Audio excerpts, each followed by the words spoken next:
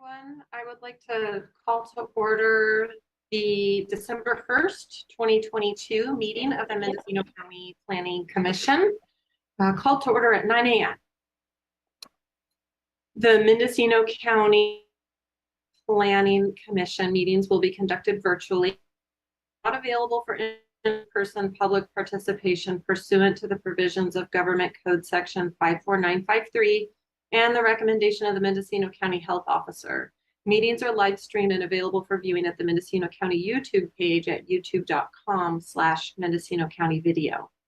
In order to minimize the risk of exposure during this time of emergency, the public may participate digitally in meetings by sending comments to pbscommissions@mendocinocounty.org or orally via telecomment in lieu of personal attendance. All public comment will be made available to the commissioners, staff, and the general public after processing by staff and can be viewed as attachments to this meeting agenda on the Planning Commission agenda page. To submit public comments via telecomment, the Zoom link and associated instructions can be found on the agenda for this meeting.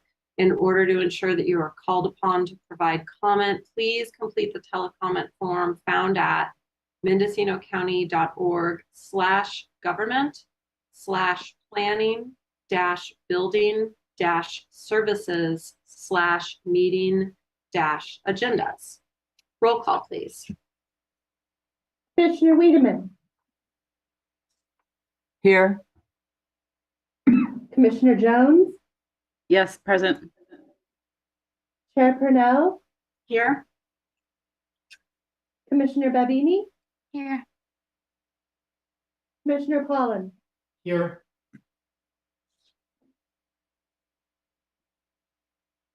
Okay, agenda item 2A, discussion and possible action, including adoption of the resolution of the Mendocino County Planning Commission, finding that state or local officials continue to recommend measures to promote social distancing in connection with public meetings. Do we have any public comment on this item? If any members of the public in the attendees area wish to provide comment on this item, please use the raise hand feature. And I'm seeing no hands raised. Okay, I just had a question for staff, since I know we're talking about returning to in-person meetings early in 2023. Is it looking like we might be able to do that in January? Potentially, yes. I need to make sure that we get cleared with the clerk of the board to secure that date. The requirement is we have to prepay it up front, so I just need to make sure that date is still available. But that's something that staff can do, and I can send an update to the commissioners.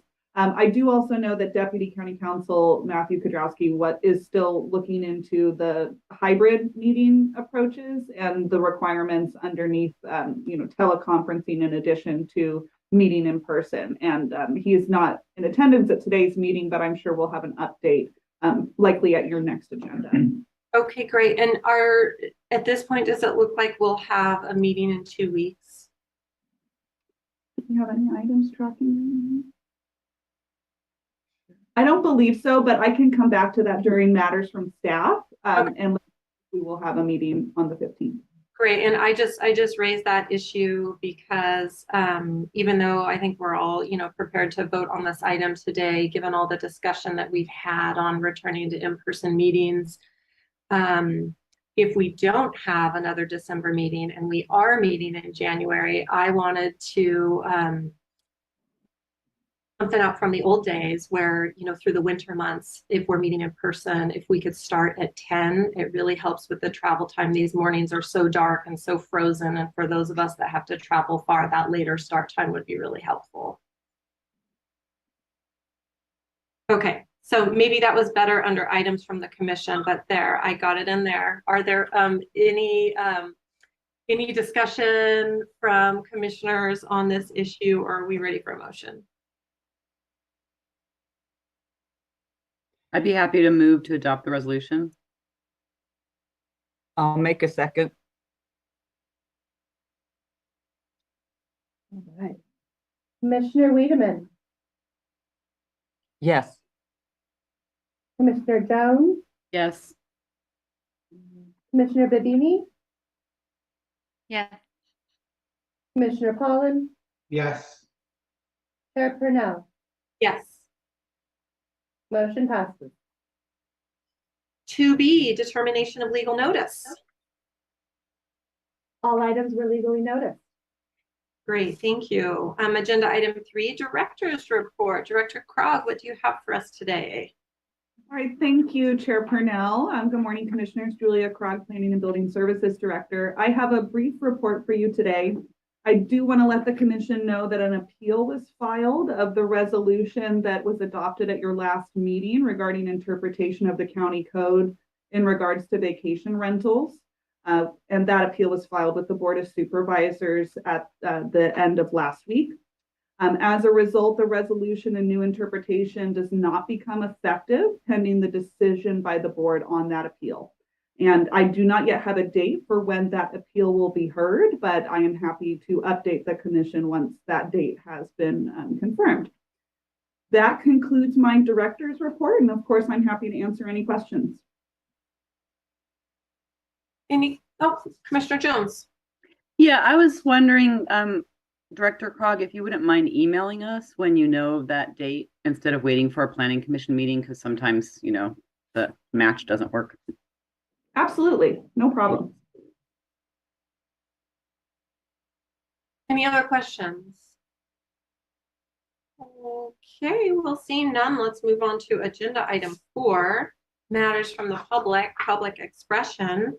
Members of the public are welcome to address the Planning Commission on items not listed on the agenda, but within the jurisdiction of the Planning Commission. The Planning Commission is prohibited by law from taking action on matters not on the agenda. Individuals wishing to address the Planning Commission under matters from the public may do so via email, telephone, or Zoom.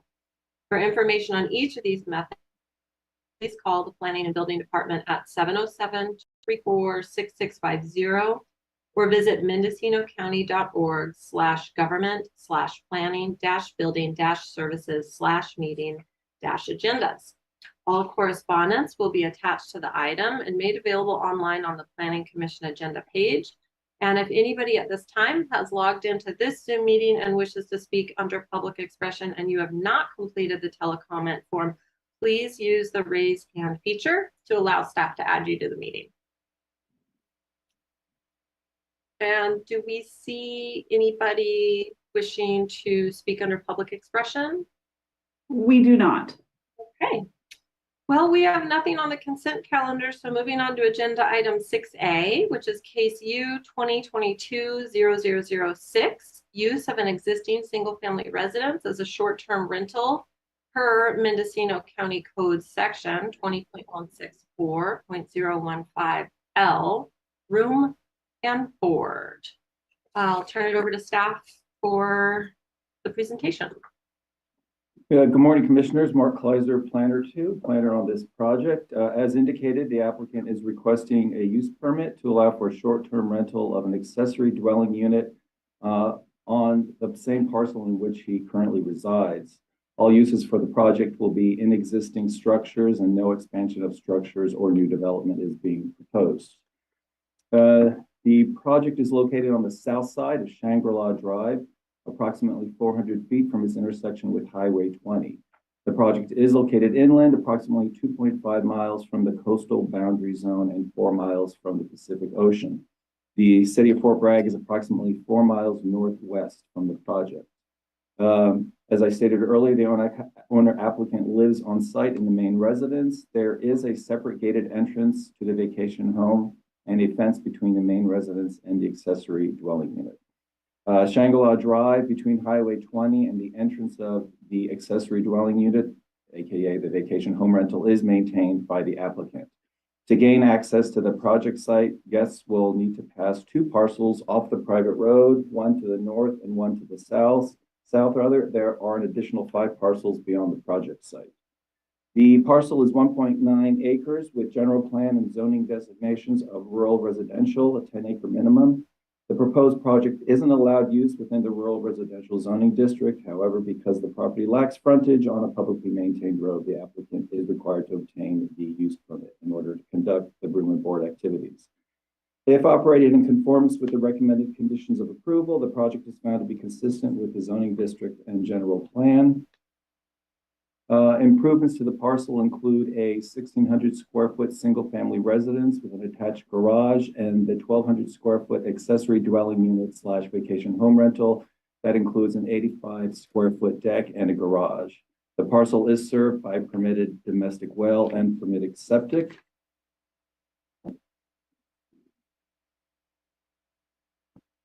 The parcel itself is primarily clear of vegetation. There is a small portion in the southwest that is forested.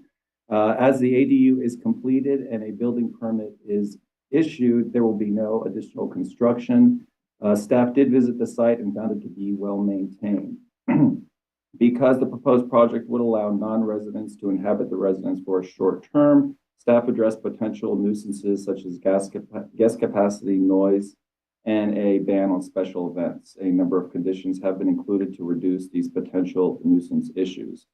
The project was referred to responsible agencies and no comments of concern were received. Neither were any comments from the public. And staff was able to make all the required findings for the project. The project itself is categorically exempt under CEQA Class 1 for existing facilities. And staff recommends approval of the project with the conditions. And I'm available for questions.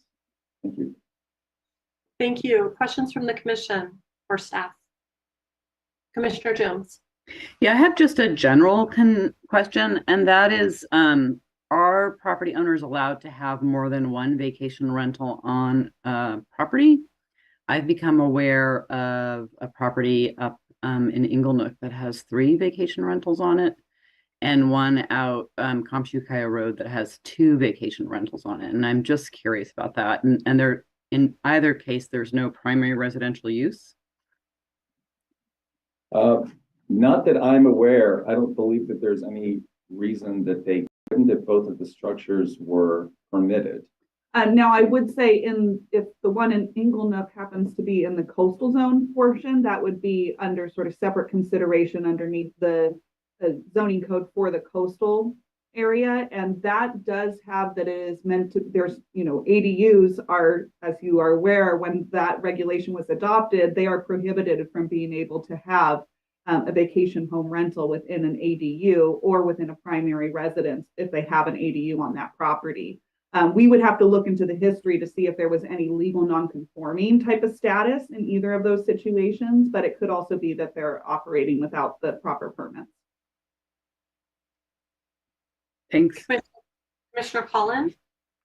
Thank you. I have a question on one of the conditions that's put forth, and that is condition 19, that basically the applicant needs to maintain a business license and that business license is non-transferable, and that this permit or that this use permit would expire upon that business license not being there. Does that mean that if a subsequent owner of this property wanted to do a vacation rental, they would have to go through the major use permit process again to get this permission? I don't believe that's the case. I believe the use permit transfers with the property. That said, the applicant would need to get a new business license. Okay. I mean, the wording is, it says failure to maintain a valid business. It says a business license shall not be transferable. Failure to maintain a valid business license shall result in the expiration of this permit. It would seem to me that those conditions would expire this permit, that if it's not transferable, then it's not going to be valid for the subsequent owner, and this permit is extinguished at that point. Am I reading that incorrectly? The failure to maintain the valid business license is with the tax collector. So on a yearly basis, the applicant will need to go and renew. Right. Go ahead. Cliff, one of the ways to think about it is if someone buys a new property, they need to just get a business license right away. They can't wait for a year. They wait for a year, then they lose that use permit. So even though it's not transferable, the business license would still be valid in effect, and this permit would be valid if the new owner applied for a business license subsequently? They just need to get a business license right away. Yes, and I'll just want to call your attention to condition 16, which also reflects that if they cease the use of this facility for more than 1 year, then this permit would expire and a new use permit would be required. That's a pretty standard condition that we would have if you cease operation of a use, to make sure that if it's reestablished, you obtain a new permit. Okay. But just so that I'm clear, that Commissioner Jones's interpretation is correct, that a new owner would be able to maintain this use if they immediately applied for a business license upon the extinguishment of this one. Okay. That's correct. Okay. And then I have one other quick question about condition 20. And so the applicant is responsible for maintaining the 410-foot portion of the private driveway. Are there other residences that are serviced by that section of 410 feet, or is that just what leads up to this property? And then there's additional road beyond it? Is that my correct understanding? He will maintain that portion because it does lead up to the gate of the vacation home rental. However, there are 2 other parcels that gain access within that 410 feet. Okay. So those folks are getting some free pothole filling. Yes, exactly. Okay. Thank you. As well. I didn't see it in the staff report, but Mark, I thought I heard you say that the primary residence will be occupied by the owner. Is that correct? Correct. Okay. And as far as we know, are they going to be responsible for the hosting and maintenance and oversight responsibilities of this vacation rental? I believe that is the case. The applicant is on the line today if you'd like to ask him that, but that is my understanding. Perfect. Thank you. Any other questions for staff? Okay. Seeing none, let's hear from the applicant. All right, we're going to go ahead and bring the applicant over. Please just unmute yourself and state your name for the record. Hello, this is Marcos Abam. Yes, I will maintain. I do the maintenance for that. Yes. Okay, great. Thank you, Marcos. And is there anything else that you want to tell us about the intended use of the property? No, I think I'm fine. Okay. Commissioners, any questions for Marcos? Okay, I see none. Well, thank you for being here, Marcos. That was short and sweet. Thank you. Now we move to public comment. We have no other attendees within the Zoom, so we do not have any additional public comment. Okay, so the public hearing is closed. And if there's any final remarks from staff or from the commission, now is the time. Otherwise, we're looking for a motion. And Chair Purnell, we were just looking at the resolution here, and we just see that there's a duplicate number 20 in the conditions. So we would like to just, if the commission could include with any action they take, if you are to approve this today, renumbering of the last 3 conditions to 21, 22, and 23. So that way we do not have a duplicate 20 in the conditions. Okay, noted. Commissioner Jones, then Babini, then Wiedemann. So I'd like to consider adding a special condition that requires that the primary residence continues to be occupied as a primary residence, and would like to hear other commissioners' thoughts on this. The idea being that we have talked about the importance of vacation home rentals being accessory and incidental to primary residential use on a property.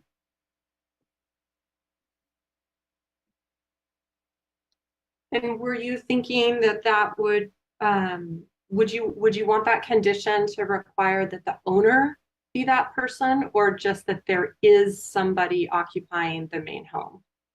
Yeah, just anybody is occupying the main home as a primary residence, would not have to be the owner. Okay.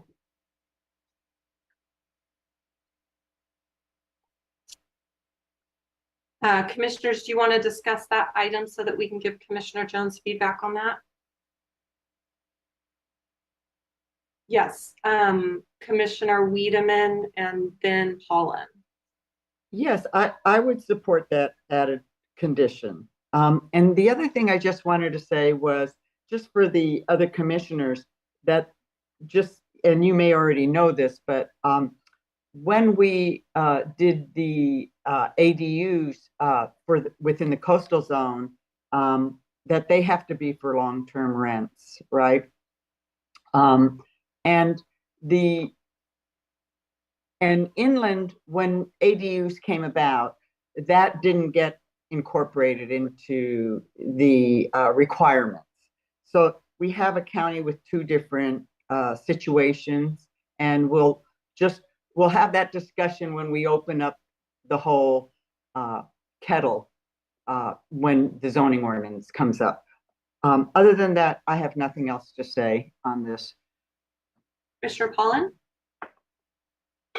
Thank you, Chair. Just a question maybe to County Council on Commissioner Jones's suggestion. I know that at our last meeting, there was some discussion about how do we accurately define someone using that home as their sort of primary residence. And I don't know, I would be open to supporting that additional condition if it could be defined appropriately and not end up just creating more confusion. Thank you. If I may respond, Chair Purnell. Yes, please.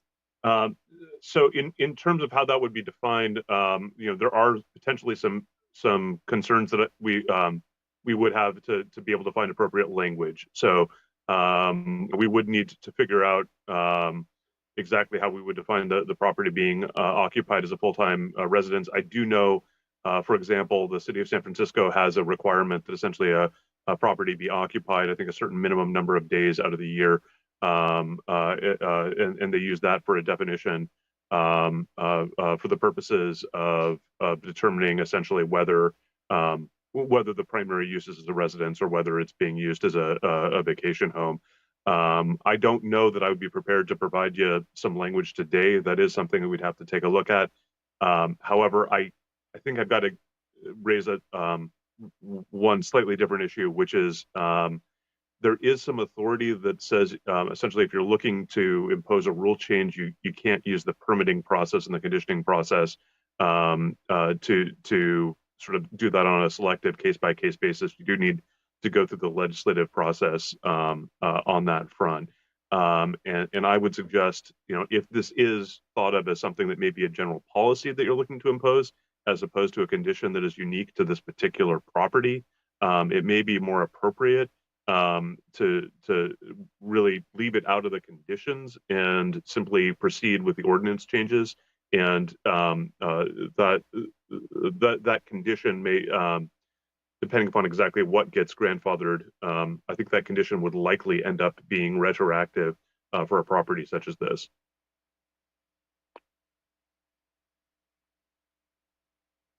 Lots of hands up here. Is there anybody wanting to speak more on this issue of adding a condition and the restrictions that we have on adding the condition?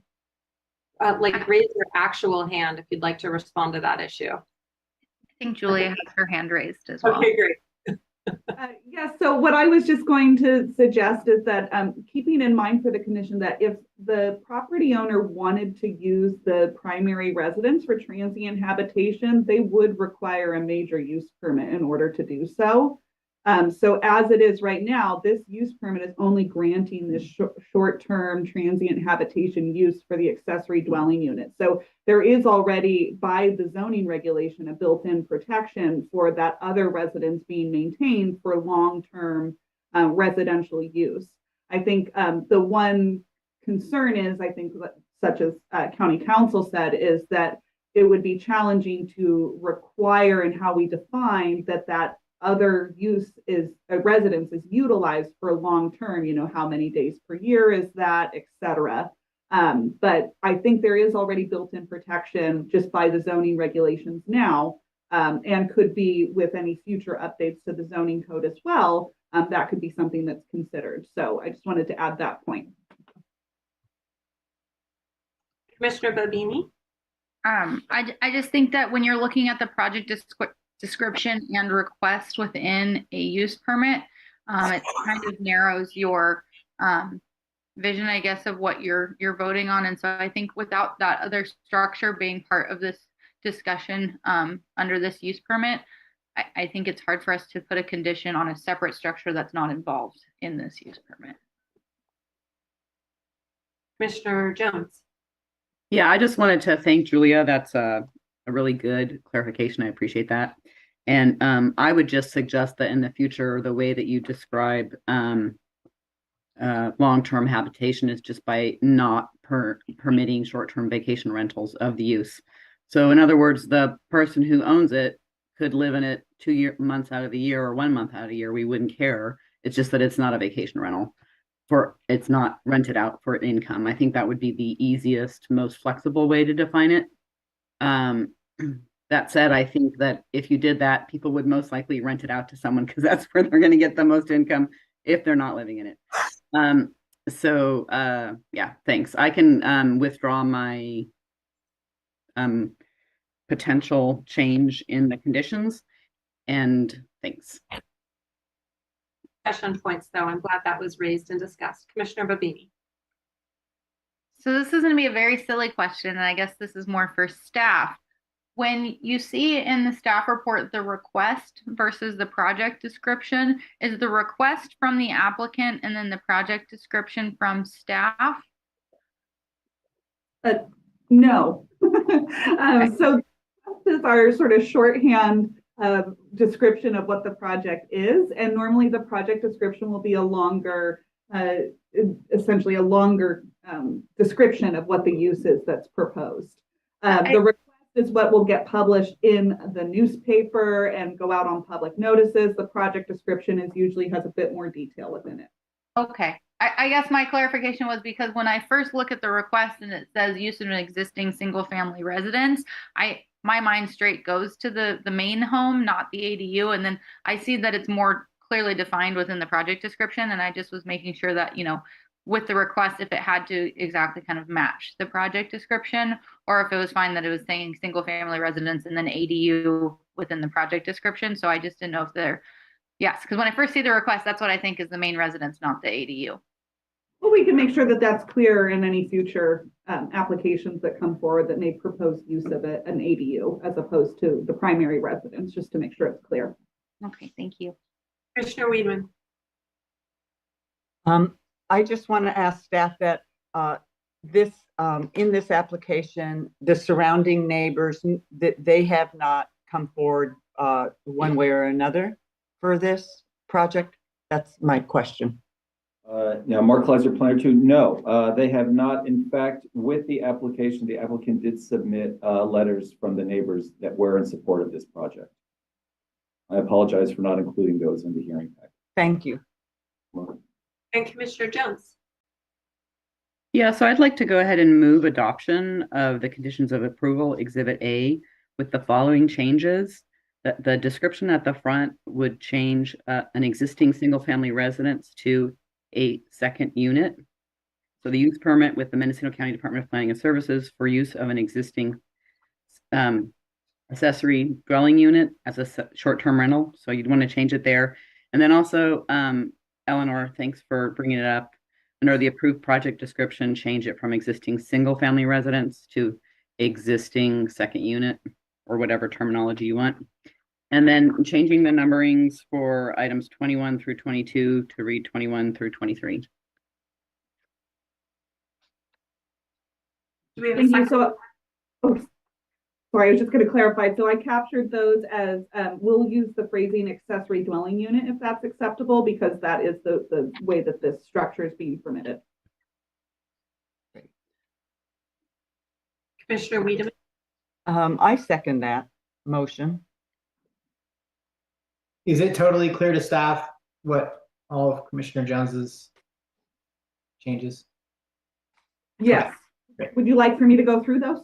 Just real quick, I just want to make sure that we're all voting on the same thing here. Yes, so in the first whereas clause on the resolution, we'll amend single family residence to say accessory dwelling unit. Then on the exhibit A of the document, we will amend the top preamble to read accessory dwelling unit instead of single family residence. Similarly, under the approved project description, also revising that to read accessory dwelling unit rather than single family residence. And then on the last page of the resolution, renumbering, we had a duplicate number 20, renumbering 20, 21, and 22 to 21, 22, and 23. Thank you.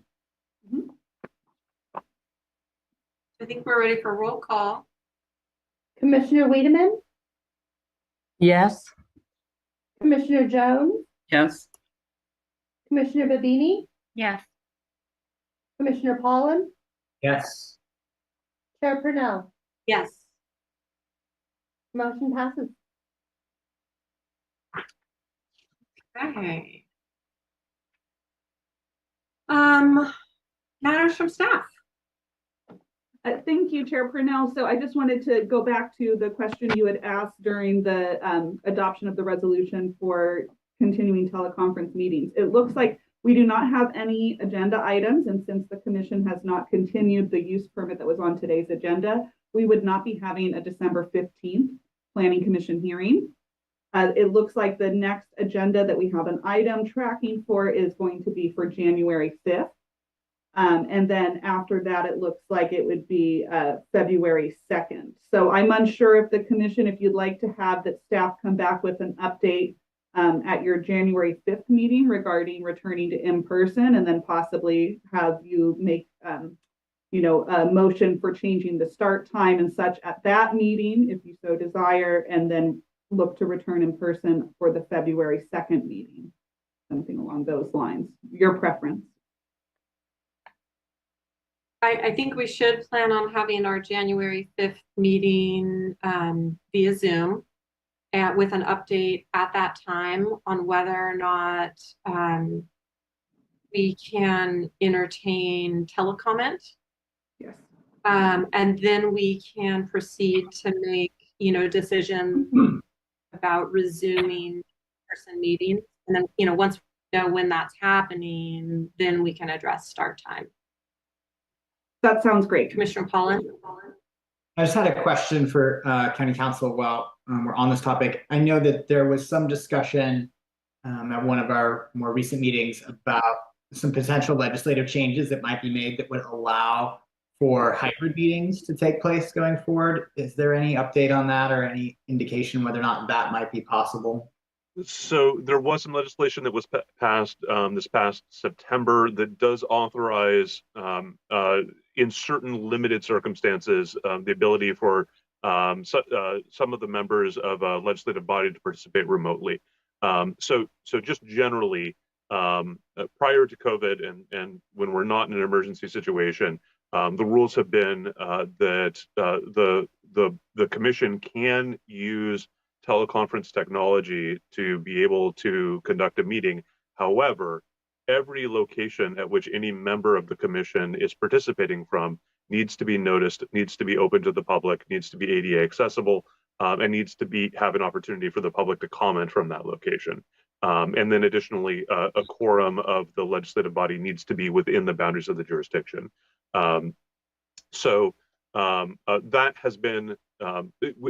We've used that from time to time for some of our boards and commissions, but the primary obstacle really is making sure that the remote location is one from which the member is able to open it up, have it properly noticed, have it ADA accessible. Under COVID, that requirement has been suspended. First pursuant to the governor's executive orders under the emergency, then pursuant to AB 361 when the legislature stepped in and codified some rules for this. With the emergency ending, we're going back to those prior rules. However, the new statute does authorize, in certain unusual circumstances, a member to participate remotely if a quorum is still participating at a single physical location open to the public and within the jurisdiction. So if 3 of you were at the admin center and 1 of you had sudden car trouble, there is a mechanism to allow you no more than twice per calendar year to go ahead and to participate remotely at sort of a last moment. There's also a provision in there that if there's sort of a known ongoing hardship, it seems to be implying it's primarily related to potential medical issues, that there might be a way to go ahead and accommodate individual members on a more long-term basis. However, I don't think that's going to open it up for this type of meeting overall.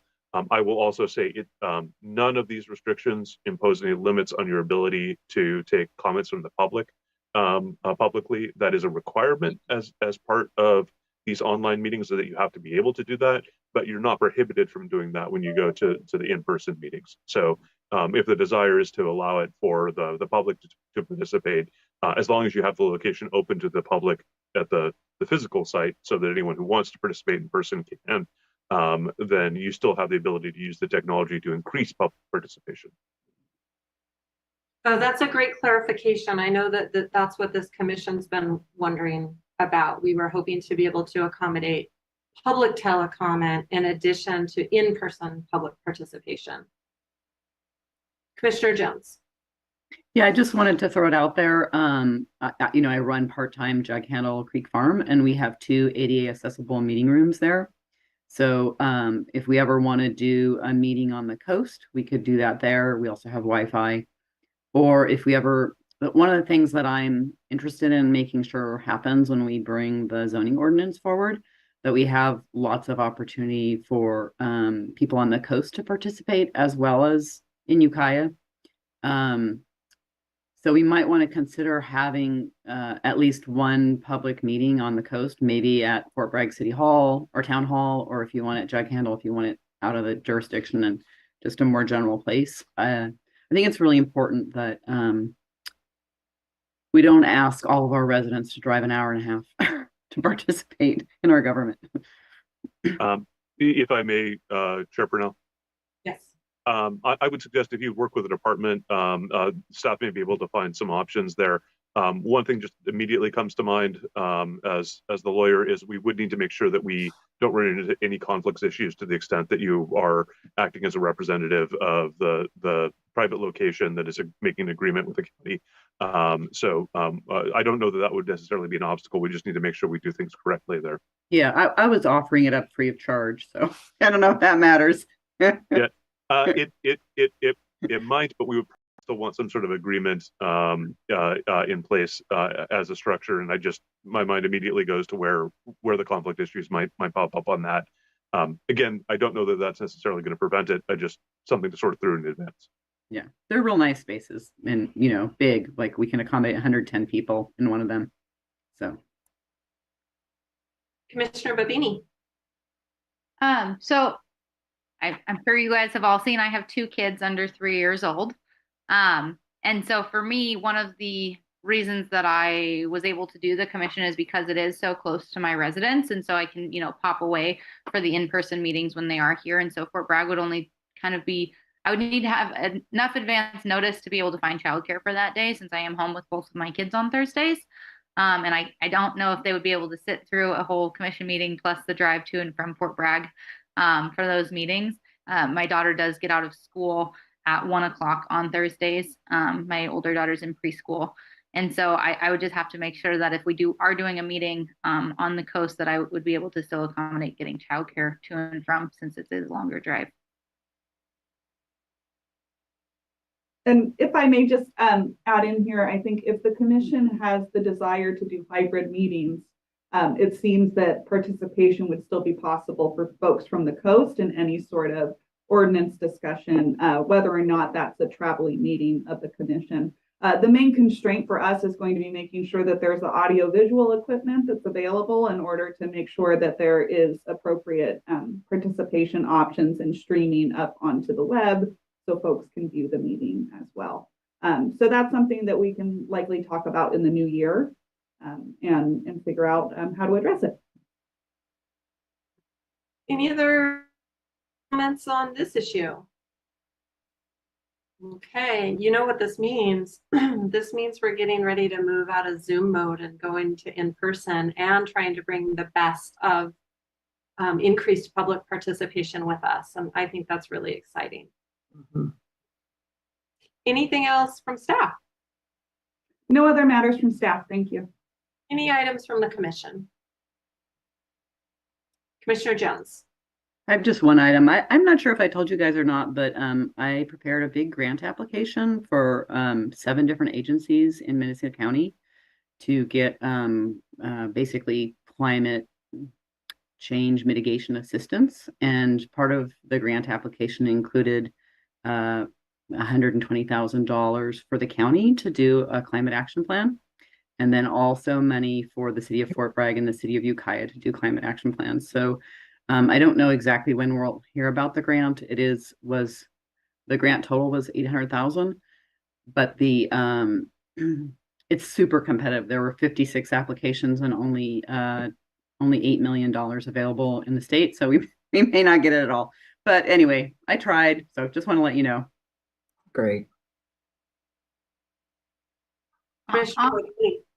On that note, the city of Ukiah, so I'm the chair for the Public Spaces Commission for the city of Ukiah, and they just completed another section of their climate action plan, and it's actually rather fantastic. And so if you guys have a chance, the city of Ukiah did a really great job, especially in their move and completion of their composting and recycling and walkability studies that they've been doing with the Great Redwood Trail. And so if you guys get a chance, take a look at city of Ukiah's climate action plan.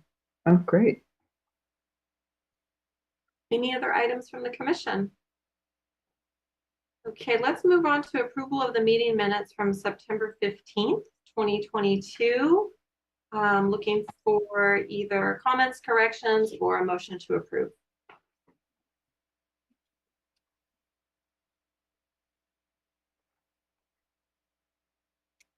Yes, Commissioner Babini.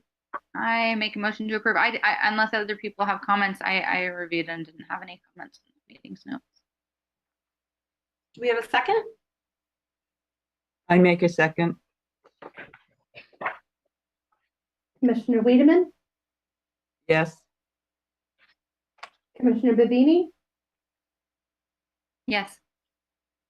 Commissioner Jones, Yeah. Commissioner Pollan, Yes. Chair Purnell. Abstaining. Motion passes. Okay, and our last agenda item is adjournment. So I invite a motion to adjourn. Can I just remind other commissioners, if you haven't submitted your claim sheets, to do so for the last few meetings. But I do make a motion to adjourn the meeting as well. I'll second. Great. All those in favor? Aye. Aye. Thank you, everyone. Have a great rest of your day. You too. Thank you.